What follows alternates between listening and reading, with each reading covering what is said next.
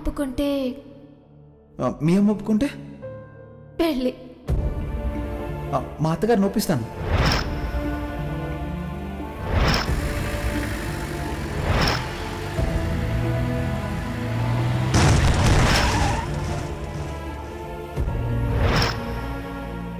ఇయ్యాల కాకపోయినా ఏదో ఒక రోజు సాక్ష్యాలతో సహా నేనే జైల్లో తోయిస్తాను.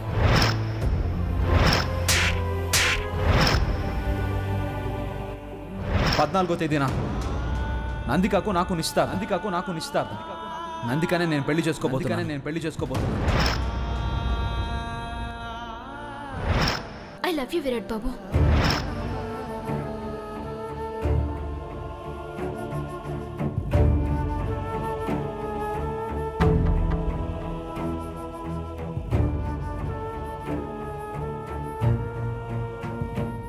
అన్నయ్య, are you okay?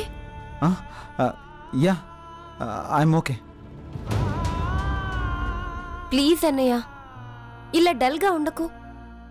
నువ్వు పైకి నార్మల్గా ఉన్నా లోపల కుమిలిపోతూ ఉన్నావని తెలుస్తూనే ఉంది. అన్నీ మర్చిపోయి నందికని పెళ్లి చేసుకోవడానికి ఫిజికల్గానే కాదు, మెంటల్గా కూడా ప్రిపేర్ అవ్వాలి. భూమి ఇక్కడ బలంగా నాటుకుపోయింది. ఎరేజ్ చేయడానికి మ్యాక్సిమం ట్రై చేస్తున్నాను, కానీ పదే పదే తనే గుర్తుకొస్తుంది. ఏం చేయను, భూమిని మర్చిపోలేకపోతున్నాను. విరాట్,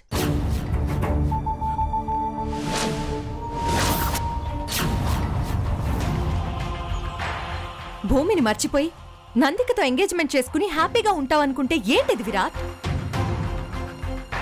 కానీ భూమి మన స్థాయికి తగదు. ఈ అమ్మని అనుమానించి అవమానించిన ఆ భూమిని నువ్వు మర్చిపోకపోతే నేను చచ్చినంతోట్టే.